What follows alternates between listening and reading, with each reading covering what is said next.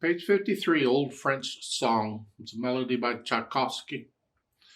Let's look it over. It's a page long, treble bass clef, 2 flats in the key signature, so it's either in B flat major or G minor. If we look at the end, it's here. It's a G minor chord. I can figure we're in G minor. Do the scales and arpeggios for both though. B flat major and G minor. The 2/4 time signature with a pickup beat. We got eighth notes everywhere. Right hand first. Again, I want to check the fingering and all. So it's and 1, and 1. And if they say third, that's fine. Thumb. And measure 7, now that's a 16th note. 1 and 2 and. You'll notice the measure 7, that quarter note, that has 2 dots behind it. That's a double dotted note. I don't know if you're familiar with those or not. The rule for the dot is the same. It doesn't matter how many dots there are. The dot gets half the value of the note. Or I should say it gets half of the value of whatever is in front of it.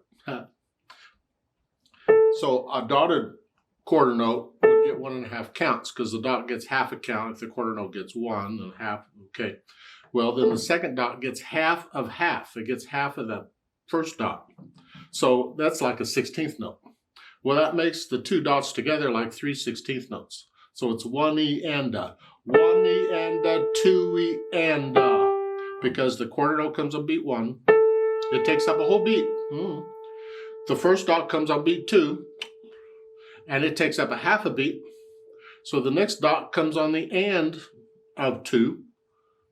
Just for so it's 1 E and a, 2 E and a. It's real short. In other words, when you get a double dotted note like this, make sure that it is really short. Okay.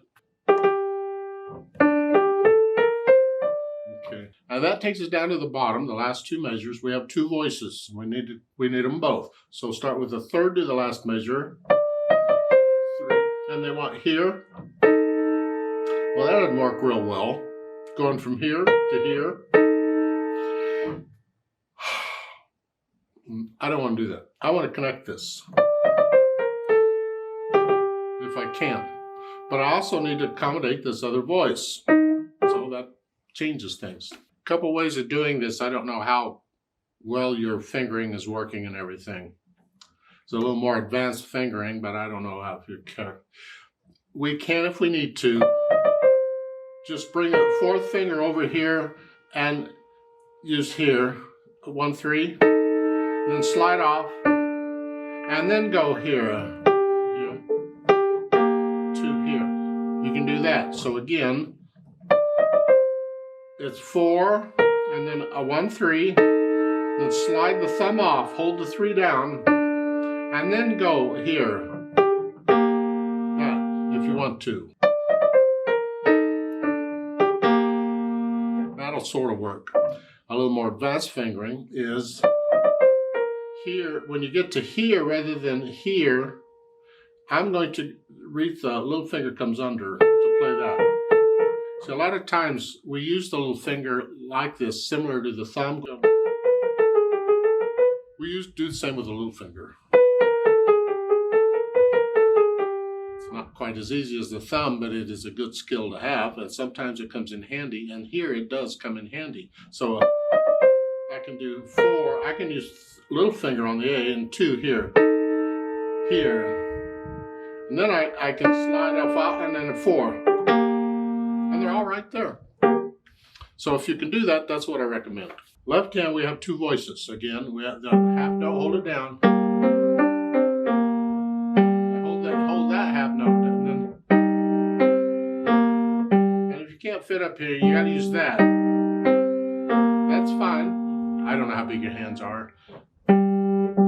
But measure 6, go ahead and hold the, those aren't half notes here, you can lift up here, that's okay. Then hold the half note down and measure 7, here, then do it again. Measure 17, the 8th notes, just come across.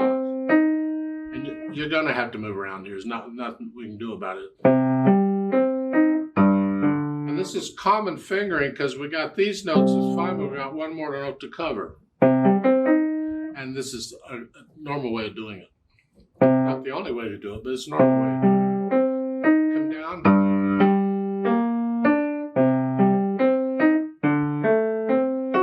Here.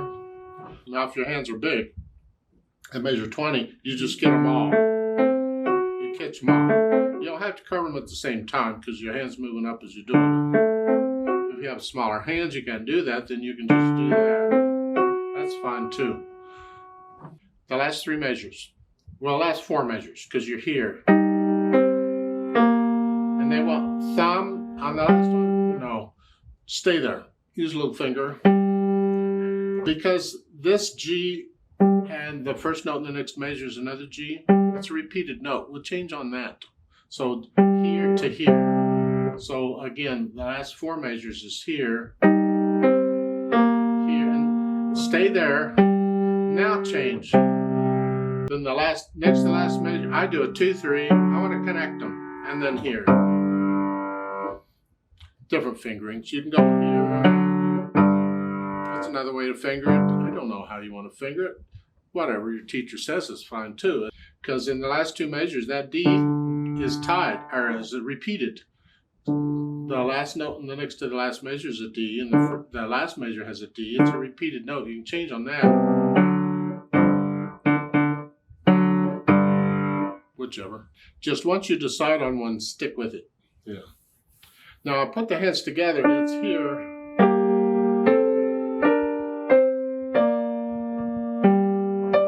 So I'll go through and I'll put the hands together, and then I'll go back over just a few measures at a time, and I'll get rid of the hesitations. Slowly get rid of the hesitations. Keep it slow. Then I have the articulation. This is fairly connected for the most part.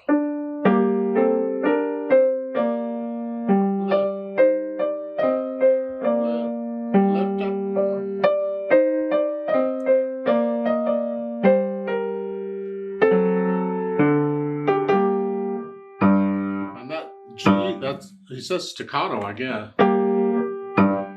That gives you time to get back up here. You measure 17 again. Is staccato. Well, real short staccato.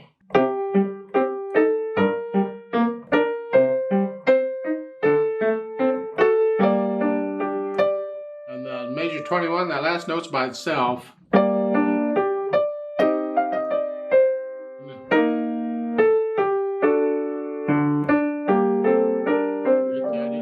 Articulation, and then we add in the dynamics, and that again for the most part is the right hand. Soft, this very soft. You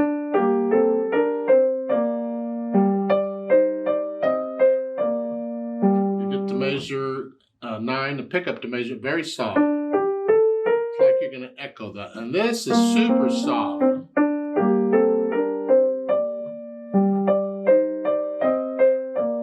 Now, in measure 15, they put that little swell in there. Not a lot you can do that with piano. It'd be easier if we had a violin or an instrument where you can control the sound after you play it. Here, because you're very soft, you just play that note a little louder in measure 15, and then come down. Here. That's the best we can do with the swell. So you're just playing the first note in measure 15 a little louder. So start measure 14.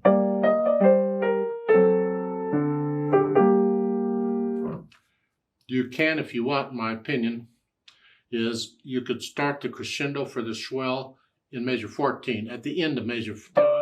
Now, there. But you're only coming up a little bit because you're very soft. You just go up to about soft, not very much. And then we're soft. And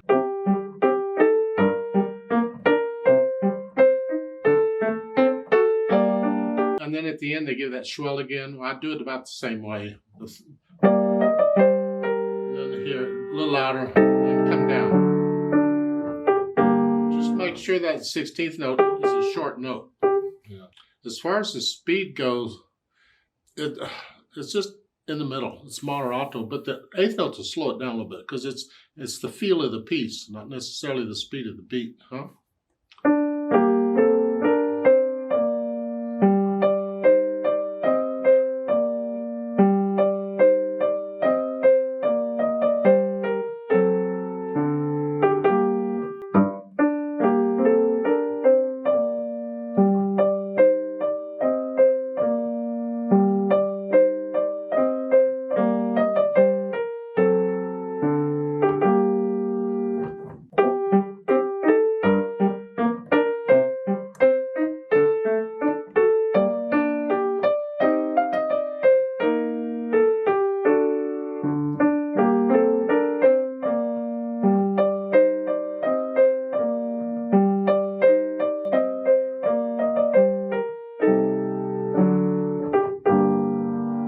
I felt a little retardando at the end, so I stuck it in. You play by feel, I hope. So feel it. Remember the natural accents. 1, 2, 1, 2. And when you divide beats up like this, the eighth notes, each beat gets a little one. 1 and 2, and 1 and 2. Exaggerate them if you need to. It's important.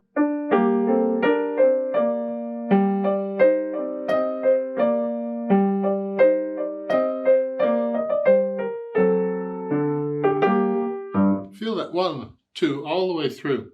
I'm exaggerating it so you hear it better, but really you just feel it.